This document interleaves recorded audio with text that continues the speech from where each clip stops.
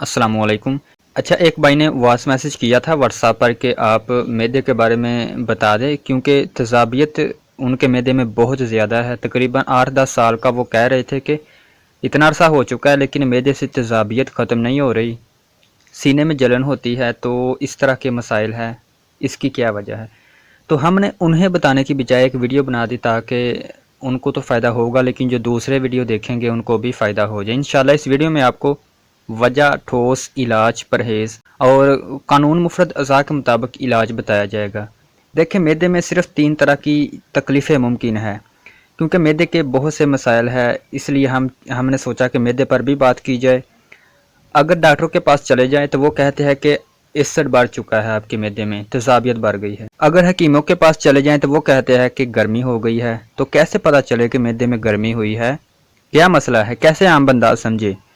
तो देखिए, मैदे में सिर्फ़ और सिर्फ़ 3 तरह की वजूहात से तमाम के तमाम मसाइल पैदा हो सकते हैं। सबसे पहले है, अगर मैदे में ठंडक हो जाए, मैदे में ठंड हो जाए जिसे पंजाबी में कहते हैं, तो इसकी अलामत यह है कि खाना खाते ही मैदा फूल जाता है, पेट फूल जाता है। खाना तो इंसान को भूख तो लगती है, एहसास भी होता है, लेकिन खाने को दिल नहीं करता, ये अलामत है। और उसके अलावा ज़ुबान पर सफ़ेद तह होगी, ऐसा जो मरीज़ होगा, पेशाब भी ज़्यादा आएगा, भूख कम लगेगी ऐसे मरीज़ को और खाने को दिल नहीं करेगा, सुस्ती पड़ी रहेगी। और जब ये मरीज़ अगर खाना खा ले तो फ़ौरन इसको नींद ज़्यादा आएगी। सुस्ती यानी बहुत ज़्यादा होगी, नींद आएगी। तो नींद एक तरह से ठीक ही है, लेकिन ऐसे मरीज़ को जिसका मैदा ठंडा हो चुका है उसको नींद ज़्यादा आएगी खाने के फ़ौरन बाद। वो खाना भी कम ही खाएगा, जैसे ही खाएगा पेट फूल जाएगा, क्योंकि असाबी तहरीक की वजह से मैदे के अंदर सफ़ेद तह जम गई है। और ख़ुराक का हज़म होना तेज़ाबी अमल है, यानी एसिड वाला अमल है। अगर मैदे में तेज़ाब होगा तो ख़ुराक हज़म होगी। इसी तरह हमारे हुज़ूर पाक नबी पाक सल्लल्लाहु अलैहि वसल्लम ने फरमाया कि खाने से पहले अंगूरी सिरका यूज़ करें। अंगूरी सिरके का मिजाज चूँकि खुश्क होता है, 1 या 2 खाने वाले चम्मच या पानी में डालकर आप यूज़ करें खाने से पहले। तो ये तो आज सरकार नबी पाक सल्लल्लाहु अलैहि वसल्लम ने फरमाया। तो जो कानून मुफ़रद अज़ा में जो नुस्खा है वो भी आप समात फरमा लें। नुस्खा, आपने अनार दाना लेना है, प्याज के बीज लेने हैं, दारचीनी लेने हैं, ठीक है। इनका वज़न ये है कि अनारदाना आपने 100 ग्राम, प्याज के बीज 100 ग्राम, दारचीनी 25 ग्राम। ये आप आधा आधा चम्मच खाने से पहले ही इस्तेमाल करें, ठीक है। इंशाअल्लाह अल्लाह पाक के फजल करम से कभी आपका मैदा नहीं फूलेगा, आपको थकावट और सुस्ती नहीं होगी, कब्ज़ भी नहीं होगी। इंशाअल्लाह कोई मसला आपको नहीं रहेगा, क्योंकि ये जिस्म में खुश्की पैदा करेगा। खुश्की वाला अगर मैदे में तेज़ाबियत वाला मसला हो जाए तो वो भी इंशाल्लाह आपको बताते हैं, लेकिन फ़िलहाल आप ये समात फरमाएँ। अब अगर मैदे में गर्मी हो जाए तो कैसे पता चले, उसकी आप चंद अलामात समात फरमाएँ। देखिए, अगर मैदे में गैस बने भी, यानी पेट में गैस बने और ख़ारिज होना शुरू हो जाए, साथ ही गैस भी बने खाने के बाद और ख़ारिज भी हो, तो ये मसला खालिस गर्मी का है। इसमें चंद दूसरी अलामात यह है कि पेशाब, जो छोटा पेशाब होगा वो जर्द होगा, ज़ुबान का रंग बिल्कुल लाल होगा, किसी किस्म की मैली कुचैली ज़ुबान नहीं होगी। तो कानून हुज़ूर पाक सल्लल्लाहु अलैहि वसल्लम ने फरमाया कि गर्मी को कैसे ख़त्म किया जाए। देखिए, अगर आग लगी हुई है तो उसके ऊपर पानी डालना ही कानून के मुताबिक उस आग को ठंडा किया जा सकता है, पानी डालकर ही। तो हमारे नबी पाक ने भी यही फरमाया कि खाने से पहले आप पानी पी लिया करें अगर जिस्म में मैदे में गर्मी है। पानी पीने से मैदे में जो हरारत है वो हरारत की मिकदार यानी गर्मी की मिकदार कम होगी, जिससे मैदा मोतदल मिजाज में होगा और ख़ुराक आसानी के साथ हज़म होगी, गैस वगैरह नहीं बनेगी। जो तकलीफ़ मरोड़ अक्सर पेट में पड़ते हैं तो वो भी गर्मी मैदे में हो तो इसी वजह से पड़ते हैं, ठीक है। तो ये आप जो तरीक़ाकार अभी बताया है, लेकिन आप नुस्खा भी इस्तेमाल फरमाया साथ ही। ये नुस्खा ठंडे मिजाज का है। आप सिजी खार ले लें, सिजी खार, बड़ी इलायची ले लें, आप ज़ीरा सफ़ेद ले लें, मीठा सोडा ले लें, कासनी के बीज ले ले। बराबर वज़न आपने 10-10 ग्राम या 20-20 ग्राम ले ले। तो आपने बिल्कुल बारीक करके सफ़ूफ बना लेना है और 3 टाइम आपने खाने के बाद इस्तेमाल करना है। इससे अल्लाह पाक के फजलो करम से आपके जिस्म में मैदे में ठंडक पैदा होगी। ये ठंडा नुस्खा मैंने आपको बताया है। जिस मैदे में ठंडक पैदा होगी, गर्मी का ख़ात्मा होगा, गर्मी खारिज हो जाएगी। तो जो मरोड़ पैदा पड़ते हैं और गैस वगैरह ज़्यादा आती है तो ये इंशाल्लाह, और दूसरे मसाइल भी काफ़ी हो सकते हैं जो कि मैं मतलब थोड़े टाइम की वजह से नहीं बयान कर सकता अलामात।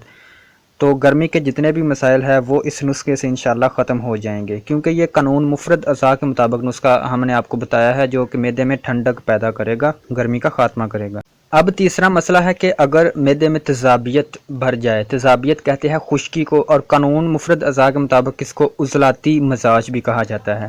عضلات یعنی اگر معدے میں خشکی بڑھ جائے تو اس کی علامات کون سی ہوگی؟ اس میں گیس بنتی ہے لیکن خارج نہیں ہوتی، پیٹ سخت ہو جاتا ہے اور ہوا خارج نہیں ہوتی، اور بندہ تمنا ہی کرتا ہے کہ کاش یہ میری گیس خارج ہو جائے۔